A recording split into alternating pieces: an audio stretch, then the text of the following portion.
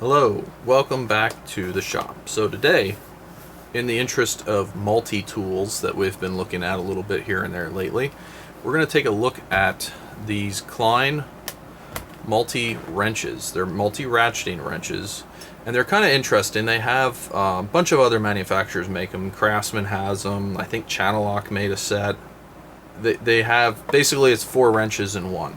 And like any combination compromise tool, they are just that, and we'll take a look at these and see how they look. Okay, so let's take a look at these. So first off the bat, these are kind of like an anodized metal. They're not chromed, and that's not necessarily bad. Sometimes the chrome stuff can get kind of slippery. I'll be curious to see if these get caked in oil, if they'll actually have a little bit better grip. They probably will be a little bit more prone to rusting, so that's something to keep track of. But overall, I'd say these are pretty nice. Now, so it's advertising 4 degrees of swing. It's 90 tooth. That's pretty nice. That's pretty tight when you're in something. You know, it's always just like right on the verge when you're in something. I know that. But let's see what sizes we got here. We got quarter. We got 5/16. We have 3/8. Let's hold it up so you can see. So we got quarter and 3/8 on this side. We have 5/16 and 7/16 on that side. Then we go up to 1/2 and 5/8 and 3/4 and 9/16. Now these are the sizes that the other sets of these wrenches have. It's the standard 4 sizes that they all do. And they're handy to have because you just have an assortment of everything, really. If you needed, you can use them on all thread, slide this up, you have a ratchet. Just be aware, anytime you use these ratchets with reversing on them, don't get yourself into a situation where you can't reverse it and get it out. They're pretty nice. They're solid. The levers swing nicely. I don't feel anything kind of janky on them. The ratcheting mechanism is nice and tight. Sometimes these have a lot of play in them. These are nice and tight. I think these are pretty nice. Same here. The smaller ones feel pretty good. Direction changing is good. Yeah, sometimes these things get a little stiff and wiggly, and I don't feel that with these.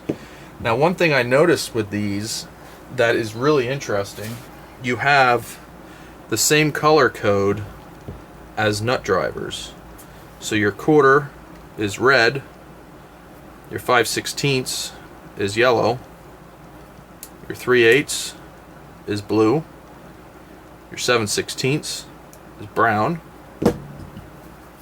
1/2 is red, 9/16 is orange,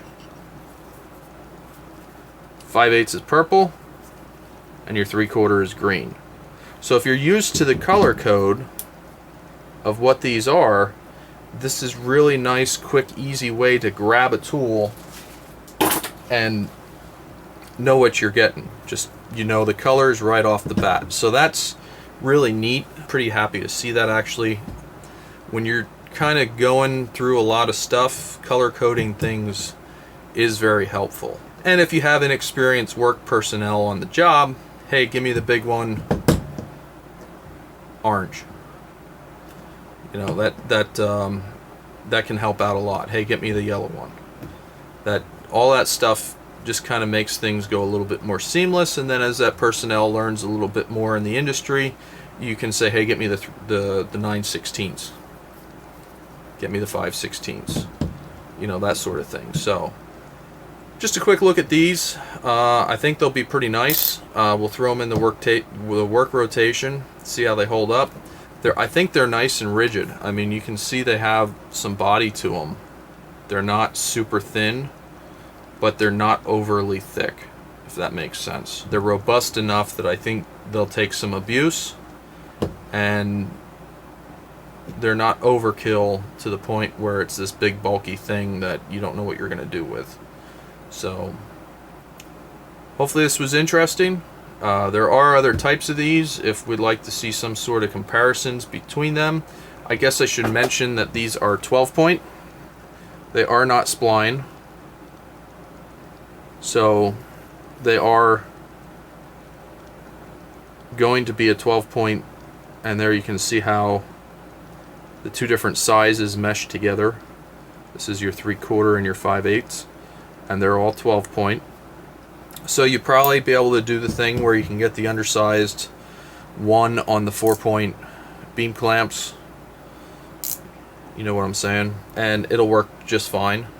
Sometimes the spline stuff is better for oddball sizes, but sometimes there's not enough surface area and it becomes more of a problem. So these are old school 12 point, and I don't know that I have an issue with that. See how they hold up. As always, thanks for watching. Have a great day.